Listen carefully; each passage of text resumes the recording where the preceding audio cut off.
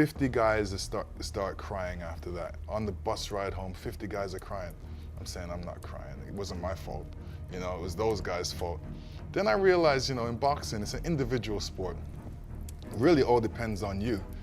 And even if you win or lose, you get a trophy. And I wanted to build up my trophy collection as well. He faced the fiercest, dropped the deadliest, and walked away a legend. But now, at 59, Lennox Lewis just broke his silence, and what he revealed has left the boxing world stunned. It wasn't Tyson. It wasn't Rahman.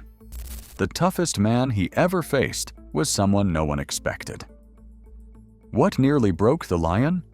Fans are scrambling for answers, and if you think you know who it is, you're probably wrong.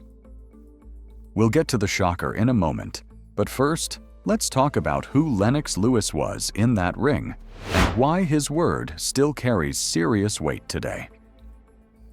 The Lion's legacy.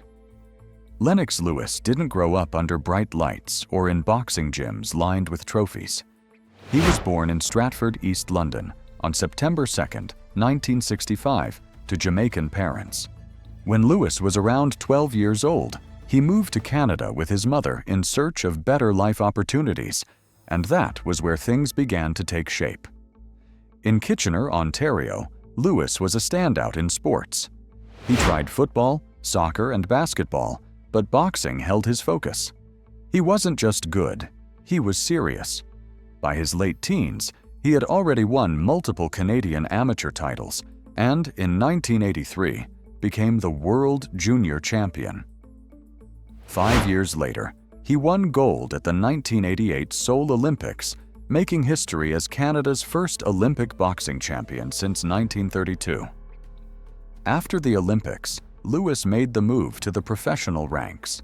He turned pro in 1989 and based his career out of the UK. Within a few years, he had built up an undefeated record, knocking out names like Donovan Razor Ruddock, and eventually earned a shot at the WBC heavyweight title. It wasn't hype. His foundation was solid, sharp fundamentals, a stiff jab, and the ability to adjust in the ring. Somewhere during that rise, the nickname "The Lion" stuck. It came from how he carried himself: calm, focused, and dangerous. Lewis didn't always make a fuss before fights. He didn't chase headlines. He stepped in, handled business, and left without a scratch. His presence was enough. When it comes to accomplishments, Lewis's resume highlights his achievements. He was a 3-time world heavyweight champion, first winning the WBC title in 1993. In 1999, he became the undisputed heavyweight champion, unifying the WBC, WBA, and IBF belts. Also, Lennox Lewis holds the record of defeating every opponent he faced as a professional, finishing with a final record: 41 wins, 2 losses, 1 draw, and he did avenge both losses with a rematch. Throughout the 90s and early 2000s, Lewis fought nearly every top heavyweight in the division. He dominated Michael Grant, knocked out Hasim Rahman in their rematch, battled Evander Holyfield twice, and silenced Mike Tyson in 2002. He closed his career in 2003 after defeating Vitaly Klitschko in a brutal fight that ended with a TKO. That was it. He walked away, still holding the belt, never returning. What separates Lewis from a lot of past champions is that he wasn't just powerful or tall. He was smart in the ring. He studied his opponents. He changed game plans mid-fight. And he didn't shy away from tough matchups. While he's admitted he wasn't interested in fighting George Foreman, calling it a lose-lose situation, he never dodged his prime contemporaries. He wanted the best. Even when he lost, once to Oliver McCall, once to Hasim Rahman, he came back, made adjustments, and handled business the second time around. So when Lennox Lewis speaks today, people listen. Because everything he says comes from experience and not ego. When a fighter like him points to one name, one opponent, as the toughest he's ever faced, it makes you stop and think. And that's what makes this reveal so interesting.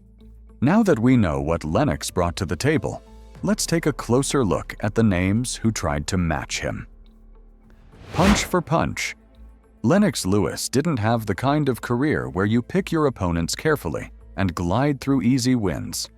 He stood across the ring from some of the most dangerous names in boxing, each with a different way of coming at you. These weren't fighters you simply outpoint or outlast. They each brought something sharp, unpredictable, or relentless, and every one of them added something to Lewis's legacy, whether he liked it or not. Mike Tyson was the kind of fighter you had to prepare for mentally before you even started training physically. He came with raw, explosive energy that didn't give you time to settle in. His peekaboo style made him hard to hit, and once he got inside, his hooks came fast and hard. He didn't waste time feeling you out. You either got control early or got knocked out. Facing Tyson wasn't about showing off.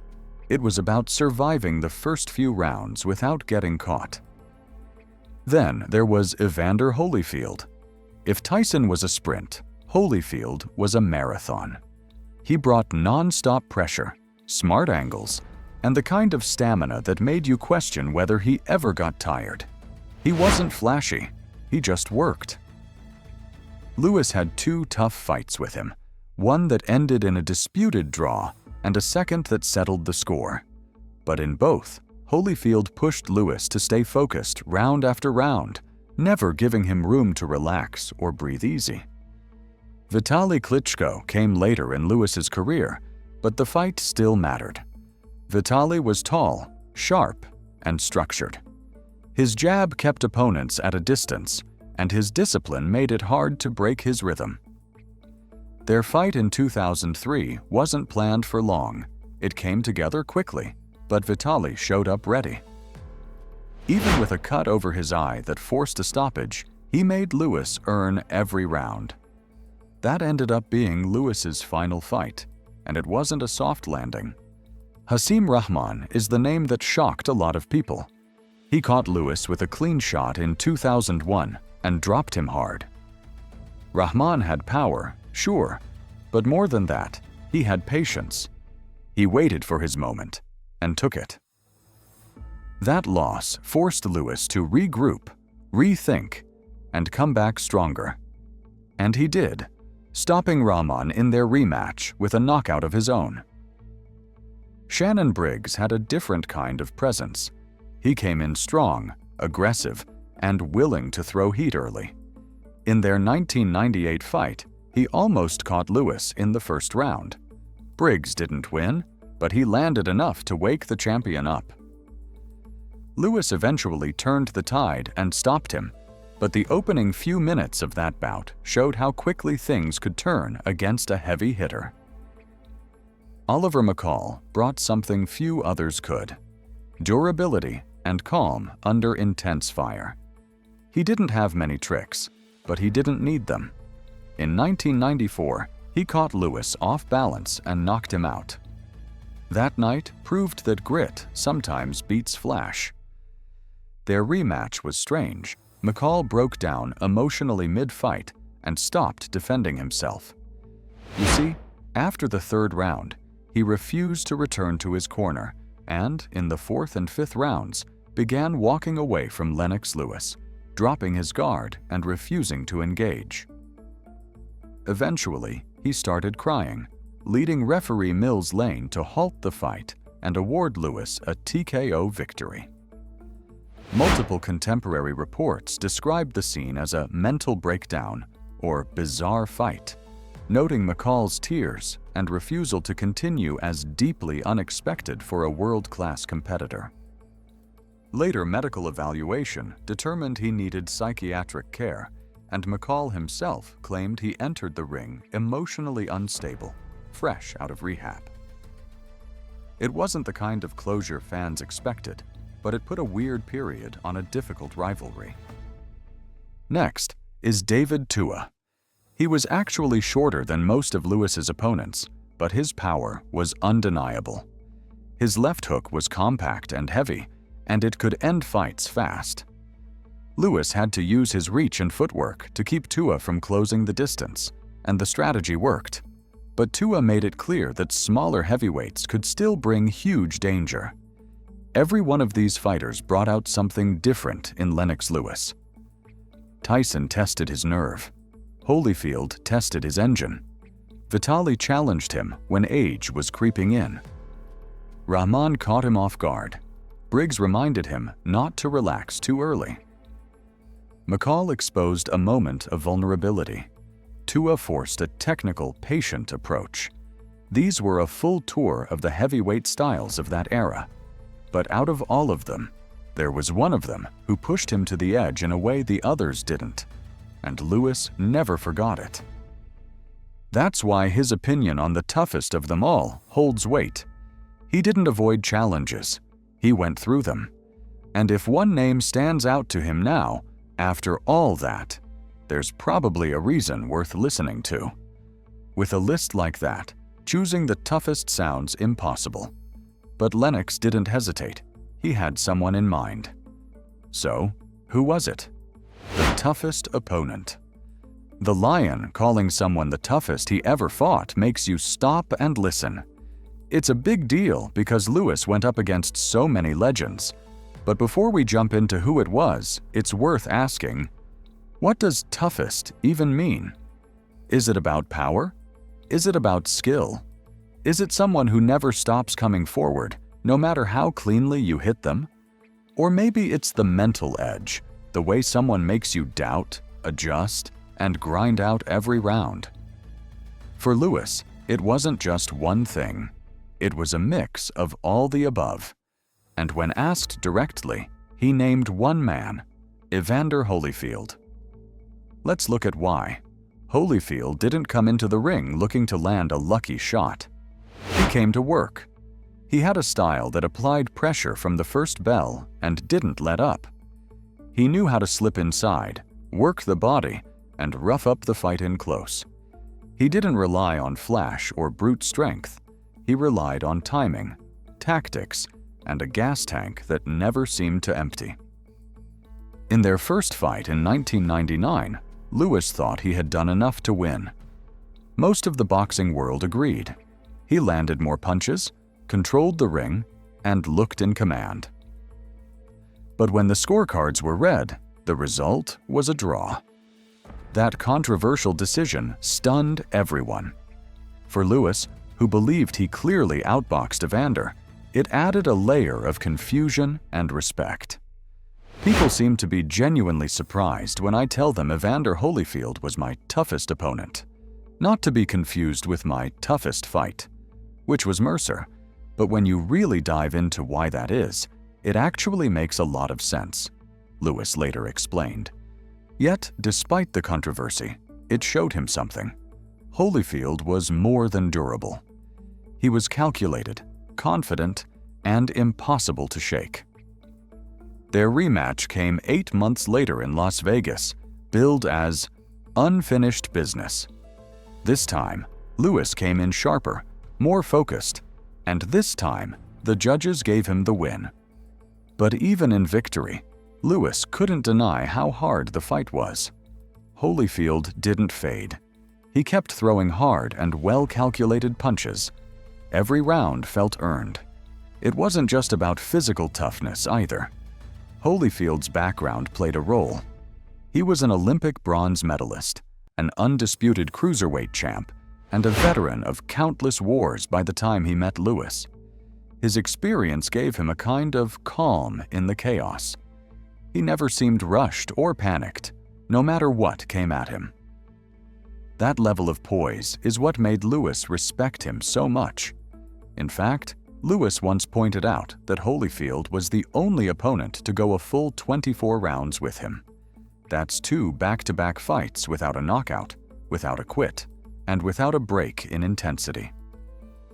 But what makes Holyfield the toughest? He wasn't the biggest puncher. That title might go to someone like Hasim Rahman. He wasn't the trickiest in the ring. That could belong to Mercer. But Holyfield had a balance of everything: smart footwork, strong chin, relentless pace, and that quiet ability to make the fight uncomfortable. He never let you settle.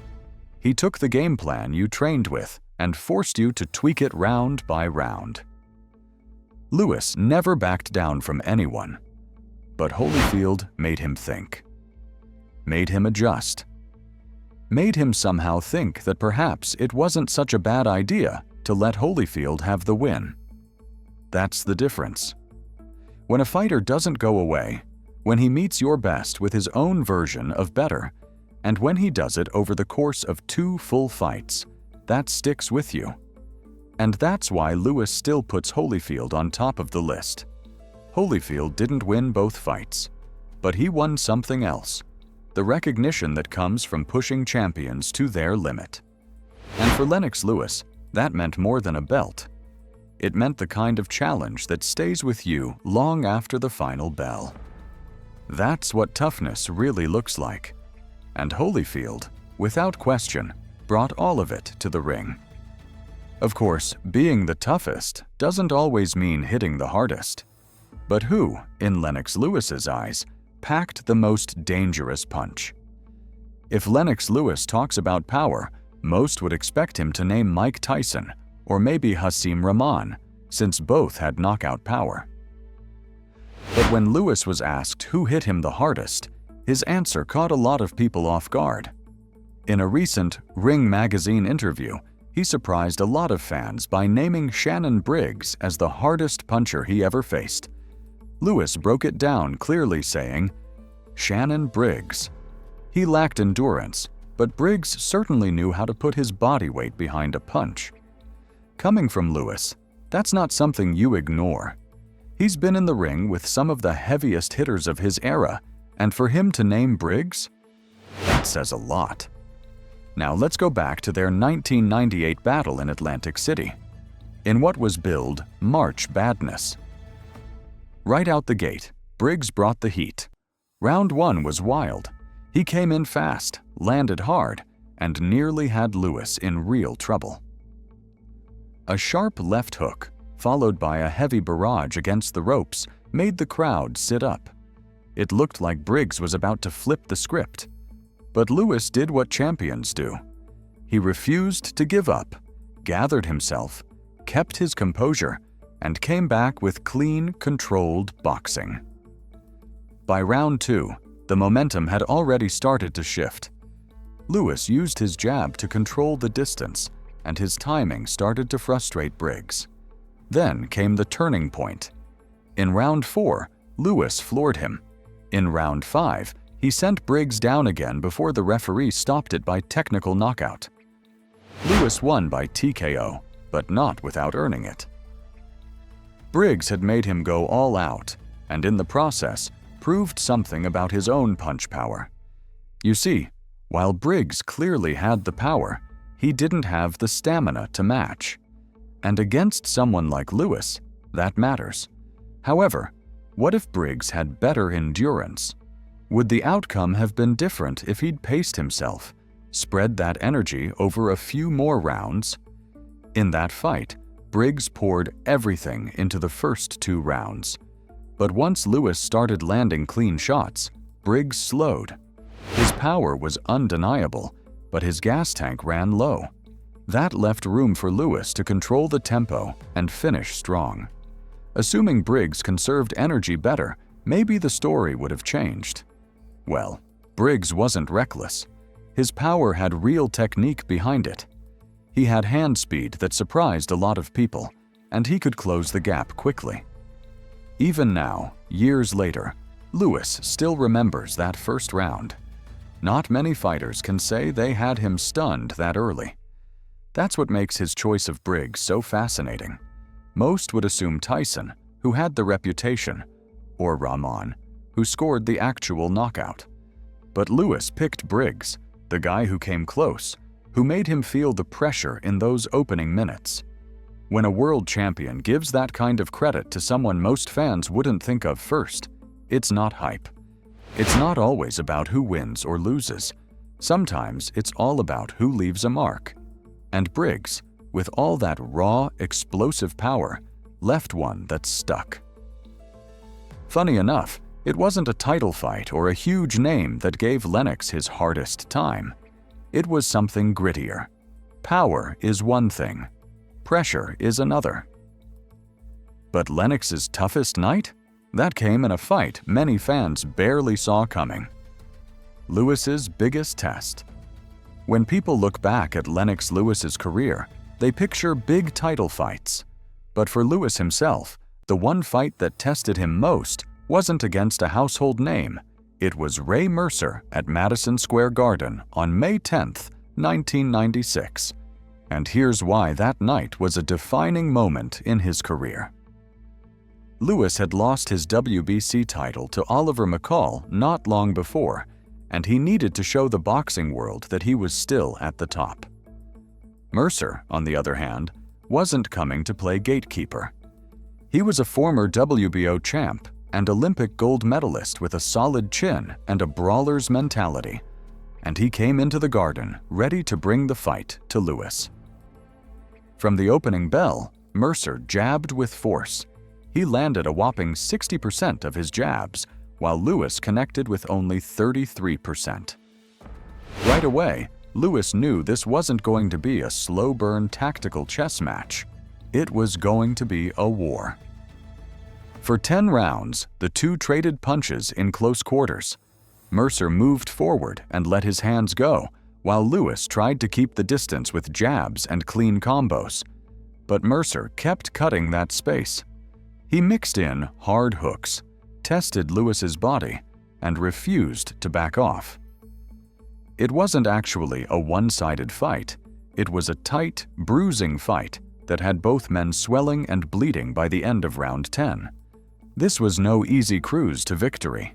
In fact, unofficial judges, like the AP, saw Mercer winning, and HBO's Harold Lederman called it a draw. When the official scorecards read 96-95, 96-94, and 95-95, the crowd booed. They believed Mercer did enough to win the fight. Mercer pushed Lewis in a way few others ever did. He didn't go down. He didn't slow down. He made Lewis answer every round with something better, stronger, sharper. By the final bell, Lewis had landed 235 punches. Mercer landed 223. That's how close this fight really was.